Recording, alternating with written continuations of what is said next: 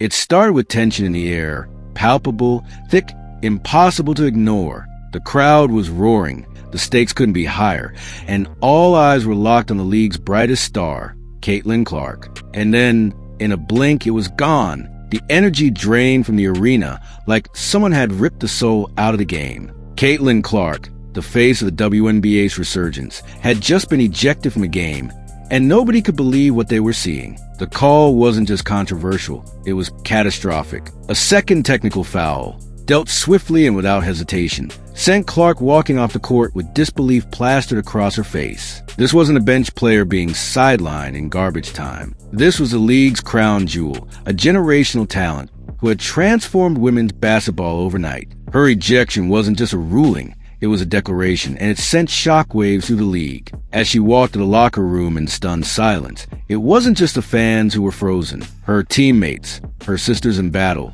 stood stunned until two figures stepped forward. Sophie Cunningham and Lexi didn't just react, they ignited. In that moment, it became more than just a game.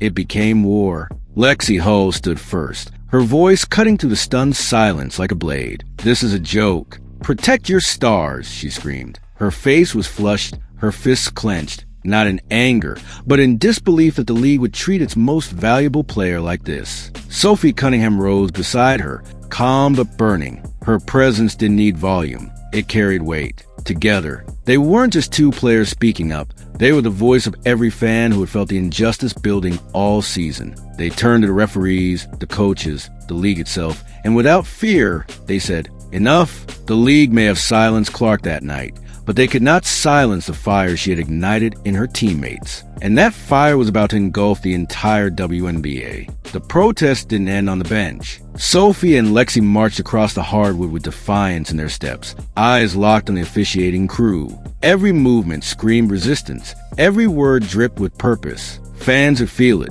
The tide returning. This wasn't about one call or one game anymore. This was about a pattern, a problem, and a league that had been ignoring both. They didn't just argue, they demanded answers. Cunningham's calm steeliness and Hull's explosive emotion created a perfect storm. The referees, visibly rattled, threatened to eject them both, but the players didn't flinch. Lexi stared down the officials with ice in her veins, daring them to make another mistake. Sophie's silence was thunderous, a quiet protest more powerful than any scream. They didn't just argue, they demanded answers. Cunningham's calm steeliness and Hull's explosive emotion created a perfect storm. It wasn't just raw passion, it was strategic, calculated, and fueled by months of watching the league fail to act. They weren't speaking for one player anymore. They were speaking for an entire generation of athletes who'd been gaslit into silence. The moment felt less like a reaction and more like the birth of resistance. Every step Lexi took was full of defiance, like she was rewriting the rulebook with her body language alone. She wasn't just pushing back against a bad call.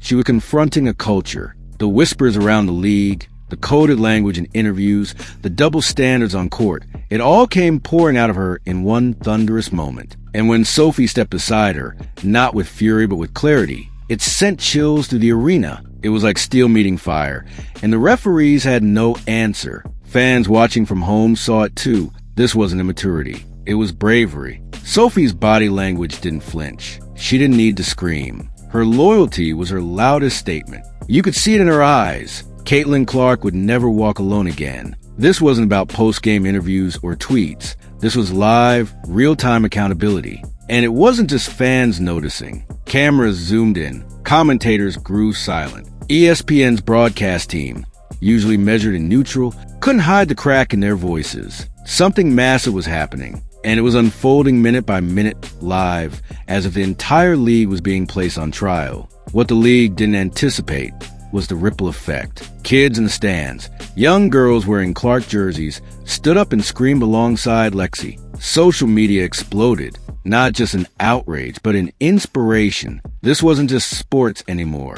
This was a moment, a cultural shift being authored by two women who'd had enough of silence. But the tension didn't die at halftime. It simmered, boiled, and threatened to overflow. Lexi and Sophie didn't just walk back to the locker room. They marched, followed by cameras, phones, and whispers. Inside that tunnel, away from the roar of the crowd, they weren't cooling down. They were gearing up. this wasn't over. It was just beginning. Sources close to the team revealed later that the locker room turned into a war room. Players who had once hesitated to speak suddenly found their voice. Veterans and rookies alike, united by frustration, circled around Lexi and Sophie and said one thing: we stand with Caitlin. The ejection became a rally cry, the injustice a unifying banner. Back on the court, the atmosphere was thick with unease. You could feel it in the awkward movements of the referees and the tense looks between coaches. Everyone knew something irreversible had been set in motion. The game continued,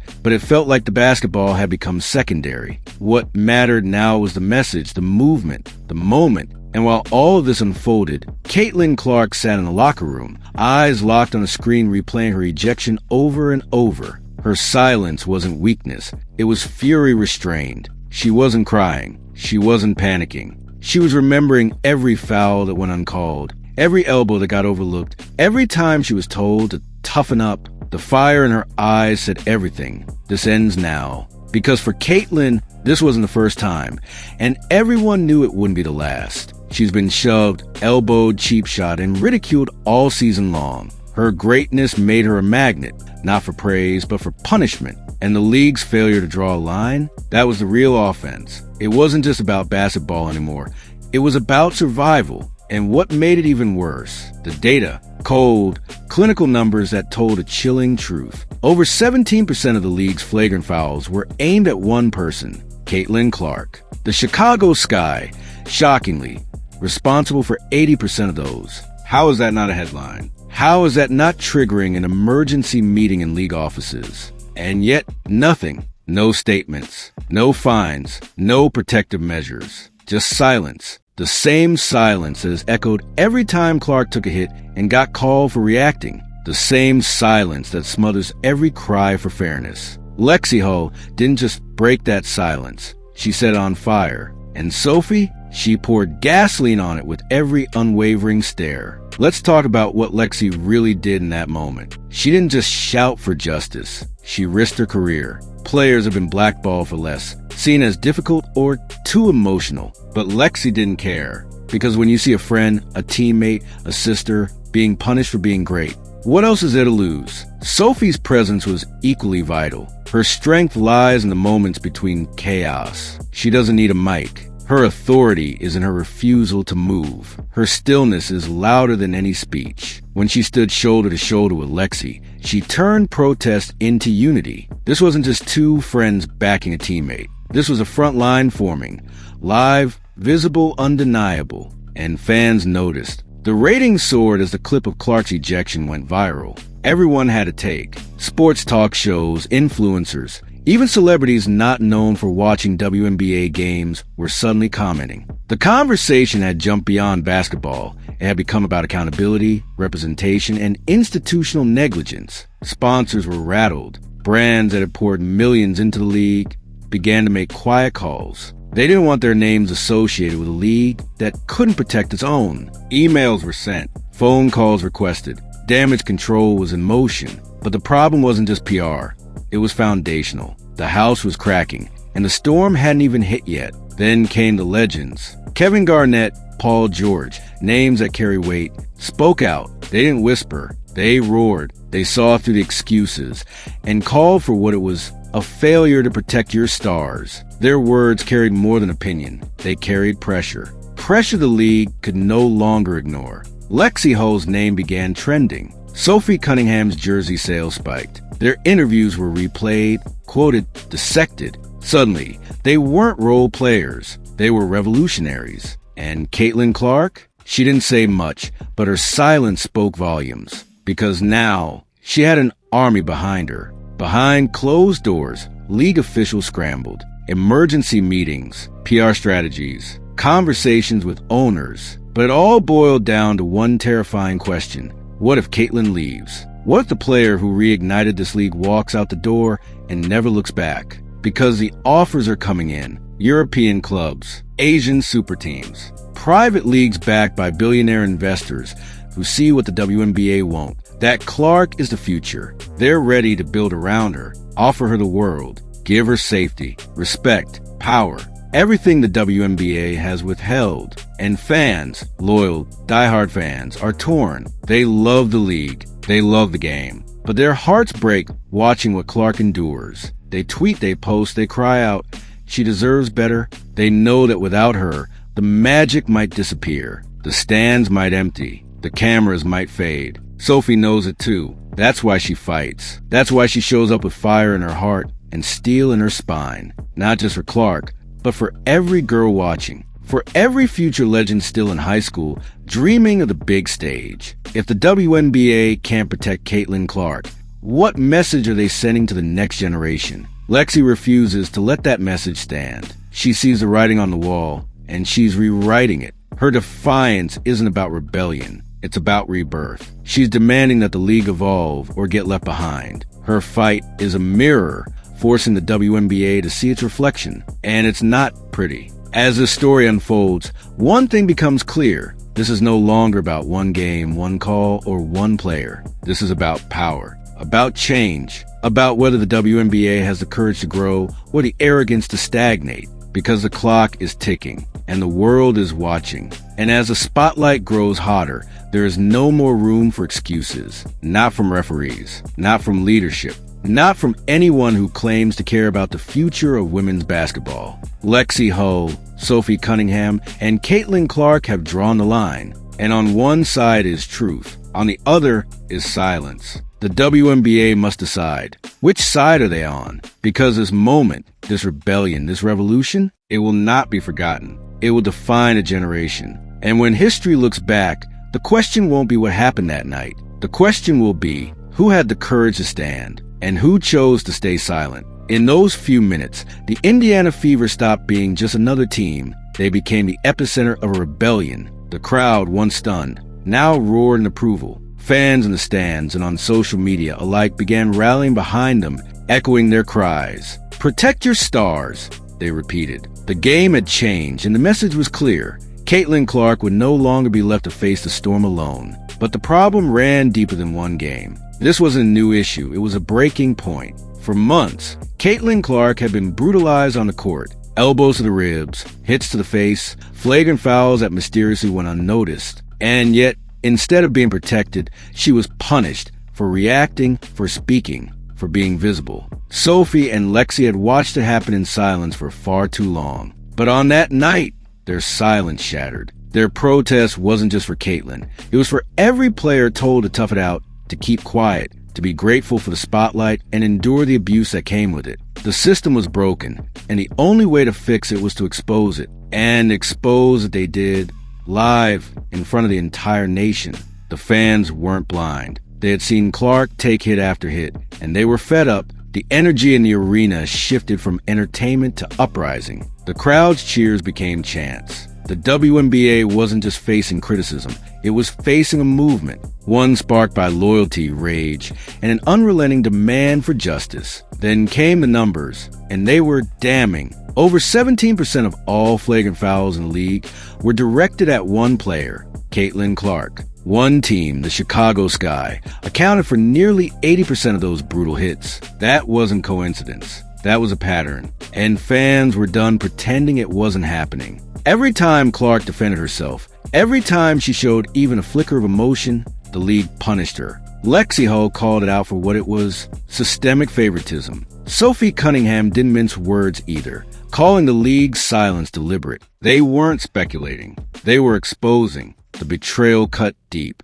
Clark wasn't just another rookie. She was the reason arenas were sold out, the reason jerseys were flying off shelves, the reason millions were finally tuning in. She was the WNBA's lifeline, and yet the league treated her like a threat. Instead of celebrating her, they tried to muzzle her. This contradiction enraged fans and empowered critics. How could a league claim progress while sacrificing the very woman carrying it forward? The optics were ugly, but the message was uglier. Success doesn't guarantee protection. And Clark's bruises, both visible and hidden, were proof. The comparisons were inevitable. Fans and analysts began invoking the name of Michael Jordan. In his early NBA days, Jordan faced relentless physicality from defenders like the Detroit Pistons until the league adapted. Rules changed. Officials protected him. Why? because he was the game. Caitlin Clark is now in that same position, but with none of the protection. The fouls aren't just rough, they're dangerous. Near-eye injuries, body blows, reckless hits that could end careers. And yet, the WNBA lets it slide. Why? Politics? Power struggles? Nobody knows, but everyone's talking. When Clark was out with quad injury earlier this season, ticket sales nosedived, viewership plummeted. Games that once sold for $89 were now going for $25. The writing's on the wall. This league needs Clark. Yet, it refuses to protect her. The silence is deafening, and the consequences are becoming irreversible. Then came the firestorm online. The moment Clark was ejected, the internet exploded. Hashtags trended, fans erupted, and NBA legends like Kevin Garnett and Paul George entered the fray. They didn't hold back. They called out the WNBA publicly, demanding transparency, demanding fairness. The backlash wasn't just loud, it was dangerous. Sponsors reached out, nervously asking what the league planned to do. Analysts on ESPN questioned whether the league was sabotaging itself. And amid the chaos, two unlikely heroes emerged from the smoke, Lexi Hull and Sophie Cunningham. They weren't just trending, they were transforming. These weren't background players anymore. They were warriors, leaders, women who refused to bow. And suddenly, the WNBA wasn't just battling a scandal, it was facing a full-scale revolution from within. On one side were the traditionalists, clinging to old-school toughness and dismissing Clark's treatment as part of the game. On the other were the truth-tellers, fans, analysts, and players, demanding change. And in the center of that storm stood Hull and Cunningham, raising their voices above the noise. This wasn't a debate anymore. It was a divide, a cultural fault line that ran straight through the heart of the WNBA. And with every passing day, the stakes grew higher. The next move the league made wouldn't just affect one player. It would define the league's soul. And now comes the most terrifying twist of all. Caitlin Clark might walk away. Behind the scenes, top international teams are preparing multi-million-dollar offers. Private leagues are being built with her as a foundation. Promises of safety, respect, and peace are pulling her further from the WNBA. The idea of losing Clark doesn't feel hypothetical anymore. It feels inevitable. Even her fans, heartbroken and exhausted, are beginning to whisper, maybe it's time to go. The thought alone sends shivers down the spine of anyone who loves this game. Because if she leaves, what's left? Sophie Cunningham started this fire, and Lexi Hull made sure it burned bright. Their courage forced the league to face truths it spent too long avoiding. They didn't just defend Clark. They put the entire institution